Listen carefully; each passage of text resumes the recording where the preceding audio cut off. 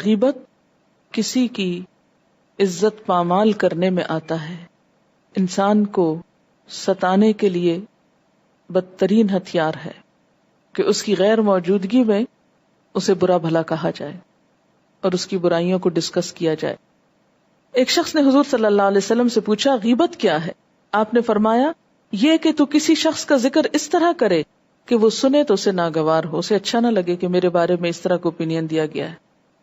اس نے عرض کیا یا رسول اللہ صلی اللہ علیہ وسلم اگرچہ میری بات سچی ہو؟ فرمایا اگر تیری بات باطل ہو تو یہی چیز پھر بہتان ہے، الزام ہے۔ وَلَا يَغْتَبْ بَعْضُكُمْ بَعْضًا، تم میں سے بعض کی غیبت نہ کریں۔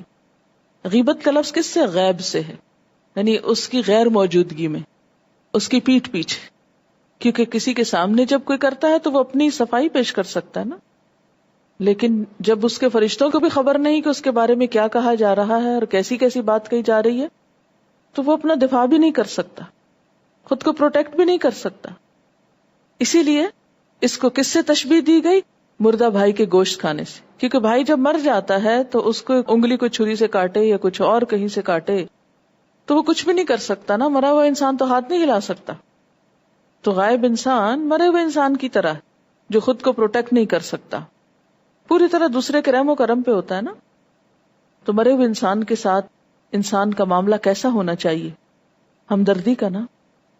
تو ایک مسلمان دوسرے مسلمان کے لیے آخر ہمدردی کیوں نہیں رکھتا جو اس کے اپنے ہی جسم کا ایک حصہ ہے؟ پھر اسی طرح یہ ہے کہ اگر غیبت اس لیے کی جائے کہ دو انسانوں کے تعلقات خراب ہوں تو یہ چغلی کہلاتا ہے، یعنی برائی کو بس ایسے ہی مزے کے لیے ڈسکس کرتے رہنا، یہ غیبت ہے، خاص اچھی کیوں نہ ہو۔ جھوٹ ہے تو بہتان ہے، اور اگر فساد ڈالنے کے لیے ہے تو چغلی۔ اب بعض صورتیں ایسی ہیں کہ جن میں انسان کو دوسرے کے بارے میں کوئی اوپینین دینے کی ضرورت پڑتی ہے یا دیے بغیر چارہ نہیں ہوتا۔ وہ کون سی صورتیں ہیں؟ مثلا ہم دیکھتے ہیں کہ ایک بدو حضور کے پیچھے نماز میں آ کے شامل ہوا اور نماز ختم ہوتے ہی یہ کہتا ہوا چل دیا خدایا مجھ پہ رحم کر اور محمد صلی اللہ علیہ وسلم پر، اور ہم دونوں کے سوا کسی کو اس رحمت میں شریک نہ کر۔ حضور صلی اللہ علیہ وسلم نے جب سلام پھیرا تو صحابہ سے فرمایا تم لوگ کیا کہتے ہو، یہ شخص زیادہ نادان ہے یا اس کا اونٹ؟ تم نے سنا نہیں کہ یہ کیا کہہ رہا تھا؟ وہ جا چکا تھا، اس کے پیچھے آپ کہہ رہے ہیں، کیا یہ غیبت نہیں تھی؟ بظاہر تو غیبت ہی نظر آتی ہے، لیکن آپ کو کیوں کہنا پڑا؟ تاکہ دوسرے لوگ ایسا نہ کرنا شروع کر دیں، دوسرے لوگ ایسا کام نہ کریں۔ کیونکہ اگر آپ اس پہ خاموشی اختیار کرتے تو آپ کو معلوم ہے کہ ایسی خاموشی اختیار کرنے کا مطلب کیا ہے۔ آپ کی خاموشی کیا ہوتی تھی؟ تقریری حدیث، ٹیسٹ اپروول، خاموش تلقین کہ ہاں ٹھیک ہے سب ایسا کر سکتے۔ تو بسا اوقات رہنمائی کے منصب پر فائز لوگ اگر کسی ایسی چیز کی طرف نشاندہی کریں بغیر نام لیے تو ایسی صورت میں وہ غیبت شمار نہیں ہوتا۔ اسی طرح کسی کی شادی کے موقع پر کوئی رشتہ ہو رہا ہے اور کوئی آ کے پوچھتا ہے کہ ہاں بھی فلاں تمہارا کلیگ ہے، بتاؤ کیسا ہے، تو اس کی کوئی اگر ایسی عادت ایک آدھ پتہ ہے آئندہ مشکل ہو سکتی ہے شادی کے بعد کسی دوسرے کو، تو اس کا ذکر کیا جا سکتا ہے۔ لیکن یہ نہیں کہ سب کو دکھاتا پھر، مومن تو مومن کا آئینہ ہے، سب سے پہلے تو کسی کی خرابی خود اس کو دکھانی چاہیے، اور اگر اس کو نہیں بھی دکھائی تو اگر کسی کو رشتہ کرنا ہے اس سے یا کوئی بزنس کرنا ہے تو اس کو بس اتنی بات جتنی علم ہو بڑھائے چڑھائے بغیر صرف اتنا ذکر کر دیا جائے، اور اس میں بھی تمسخر کا انداز نہ ہو، حقارت کا انداز نہ ہو، کسی کو لیٹ ڈاؤن کرنا نہ ہو، بس خاموشی سے کہہ دیا جائے کہ میرے علم میں یہ بات ہے۔ جیسے حضور صلی اللہ علیہ وسلم کے پاس ایک خاتون آئی فاطمہ بنت قیس، ان کو دو لوگوں نے نکاح کا پیغام بھیجا تھا، انہوں نے آپ سے مشورہ کیا کہ میں کیا کروں، یہ آپ کے صحابہ ہیں، تو آپ نے فرمایا کہ ان میں سے ایک تو مفلس ہے اور دوسرے بیویوں کو مارتے ہیں۔ اب یہ دونوں چیزیں ویسے تو غیبت میں شمار ہوتی، لیکن آپ کو بتانی پڑی تاکہ یہ خاتون پہلے سے اپنے مائنڈ کو پریپیئر کر لے کہ اگر مارنے والے کے ساتھ زندگی گزار سکتی ہے تو ٹھیک ہے قبول کر لے، اور اگر ایک شخص مفلس ہے غریب ہے اور یہ اس پہ قناعت کر لے گی تو ٹھیک ہے کر لے۔ اسی طرح ایک شخص آپ صلی اللہ علیہ وسلم کے پاس ملنے کے لیے آیا، آپ حضرت عائشہ کے ہاں تشریف فرما تھے، اس نے آ کے اجازت لی تو آپ نے فرمایا یہ قبیلے کا بدترین آدمی، پھر آپ باہر تشریف لے گئے، اس سے بڑی نرمی سے بات کی، گھر واپس آئے تو حضرت عائشہ نے عرض کیا کہ آپ تو اس سے بڑی اچھی طرح بات کر رہے تھے، حالانکہ آپ نے کہا تھا کہ وہ بدترین آدمی ہے. آپ صلی اللہ علیہ وسلم نے فرمایا خدا کے نزدیک قیامت کے روز بدترین مقام اس شخص کا ہوگا جس کی بد زبانی سے ڈر کے لوگ اس سے ملنا جلنا چھوڑ دیں. تو مراد آپ کی کیا تھی کہ میں اس سے بد زبانی اور بد اخلاقی نہیں کر سکتا، خواہ وہ بدترین شخص ہے. اس سے ہم سب کو کیا سبق ملتا ہے کہ خواہ کوئی کیسا ہی برا انسان ہو، یہ کہیں بھی جائز نہیں کہ ہم اس کے ساتھ بدتمیزی شروع کر دیں اور یہ جواز دیں کہ وہ برا ہے اس لیے ہم کو بدتمیزی کرنی ہے. ہرگز نہیں. اور حضرت عائشہ کو کیوں بتایا تھا آپ نے یہ برا شخص ہے؟ کہ کہیں ایسا نہ ہو کہ آپ کی غیر موجودگی میں آ جائے اور وہ سمجھے کہ حضور تو اس سے بہت اچھی طرح بات کر رہے تھے اور وہ اس کی کسی برائی کا شکار نہ ہو.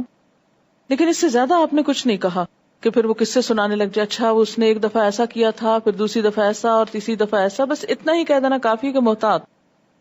اسی طرح ایک موقع پر حضرت ابو سفیان کی بیوی ہند نے آ کے حضور سے عرض کیا ابو سفیان ایک بخیل آدمی، مجھے اور میرے بچوں کو اتنا نہیں دیتے جو ضروریات پوری کرے.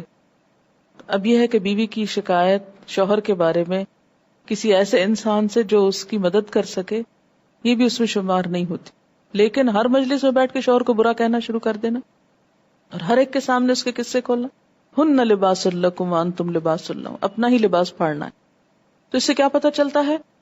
اگر مظلوم کسی ظالم کی شکایت کرتا کسی عدالت میں جا کے تو غیبت نہیں شمار ہو.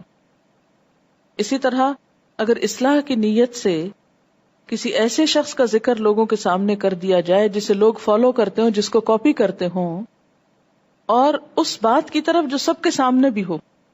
مثلا ایک شخص غلط قرآن پڑھتا ہے اور آپ جانتے ہیں اور کوئی شخص اس کے پاس پڑھنے کو جاتا ہے، تو آپ اس کو بتا سکتے ہیں کہ ذرا محتاط رہنا کہ یہ اور یہ چیز جو ہے یہ درست نہیں، تاکہ یہ غلطی نہ سیکھے.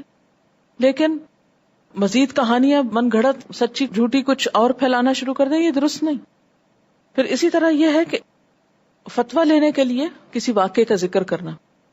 اس میں مثلاً اگر ایک باپ اپنے بچوں کو ماں کی وراثت سے محروم رکھے ہوئے ساری جائیداد پہ خود قبضہ کر لیا اور کوئی بچہ اپنی شکایت باپ کی لے کے جاتا ہے تو غیبت. لیکن اس کو فتویٰ لینا ہے، اسے بتانا پڑے گا کہ میرا باپ ایسے کر رہا ہے. اس ریلیونٹ ایشو تک ہی بات کرنا ہوگی. یہ نہیں کہ اب آپ کو نہیں وہ نماز بھی نہیں پڑھتا اور وہ فلاں بھی غلط کام کرتا اور وہ فلاں بھی اور بے وجہ بہت سی اور کہانیاں ساتھ نہیں. جتنی بات کا فتویٰ مطلوب. مثلاً ایک شخص نے اپنی بیوی کو طلاق دی یا مارا، وہ فتویٰ لینے جا رہی ہے بیوی، تب اسے بتانا ہوگا کہ شوہر نے طلاق کہی ہے یا نہیں کہی. تو یہ غیبت میں نہیں شمار ہوگا. لیکن مفتی صاحب کے سامنے بتانا تو جائز ہے، عوام کے سامنے اس کا ذکر کرنا درست نہیں. اچھا، اسی طرح ہر مجلس میں بیٹھ کر کبھی حکومت کی برائیاں شروع کر دینا، کبھی کسی سیاسی لیڈر کی باتیں شروع کر دینا، یہ بھی درست نہیں. ہم لوگوں نے اس کو بہت ایک لائسنس دے دیا ہے کہ چونکہ وہ تو مشہور آدمی اور غلطیاں کر رہے ہیں سر عام، تو اس لیے ہمیں بھی اجازت ہے کہ ہم بھی ہر وقت ان کا نام لے لے کے ان کو ڈسکس کریں. نہیں، یہ بھی غیبت میں شمار ہوتا ہے. لا يحب اللہ الجہر بالسوء من القول الا من ظلم. اللہ کسی برائی کو بآواز بلند کہنا پسند نہیں کرتا مگر جس پہ ظلم کیا گیا ہو. یعنی مظلوم کو یہ حق ہے کہ اپنے ظلم کی شکایت کسی کو سنائے.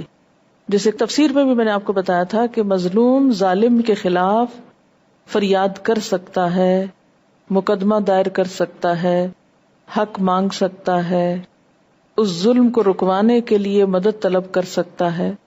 لیکن ایسی باتیں ہر مجلس میں کہنے اور اخباروں میں چھاپنے کی نہیں ہوتی. ان کو نشر نہ کریں، کیونکہ برائی کو نشر کرنا بھی ایک پولوشن میں ہی آ جاتا ہے. کیا کریں؟ اس کے پاس جائیں جو آپ کی مدد کر سکے. ابھی بات ہے نا کہ جب کوئی آپ کی برائی کرے تو جواباً آپ نہ کریں، چھوڑ دیں ان کو ان کے حال پہ. انہوں نے اپنے لیے اپنی کمائی کرنی ہے اور ہم کو اپنی کرنی. انہوں نے ہماری قبر میں نہیں آنا اور ہم نے ان کی قبر میں نہیں جانا. انہوں نے ہمارا حساب نہیں دینا اور ہم نے ان کا نہیں دینا. جس کو جو کہنا ہے وہ ابھی سورۃ قاف پڑھیں گے کہ سب لکھا جا رہا ہے. شیخ سعدی کا قول ہے، تم نے غیبت کرنا ہے تو اپنی ماں کی کرو، کیونکہ تمہاری ماں تمہاری نیکیوں کی زیادہ حقدار ہے. یہ یاد رکھیں کہ جس کی آپ غیبت کرتے ہیں، جس کو آپ برا بھلا کہتے ہیں، جس کو آپ نیگیٹو وے میں ڈسکس کرتے ہیں، دراصل آپ اپنی نیکیاں اس کو بھیج دیتے ہیں۔ نیکیاں سمیٹنا ایک تکلیف دہ عمل ہوتا ہے، تو کبھی کسی کی باتیں سن کر خاموش ہو کر بھی نیکیاں جمع کی جا سکتی، ٹھیک ہے۔ اسی طرح یہ ہے کہ اگر آپ سے کسی کی غیبت ہو گئی ہے یا ہوتی رہی ہے تو اس کے لیے بخشش کی دعا کریں، اس کی طرف سے صدقہ کریں، اور یہ سوچیں ضرور کہ میں اپنی اتنی ساری نیکیاں اس کو دے چکی ہوں،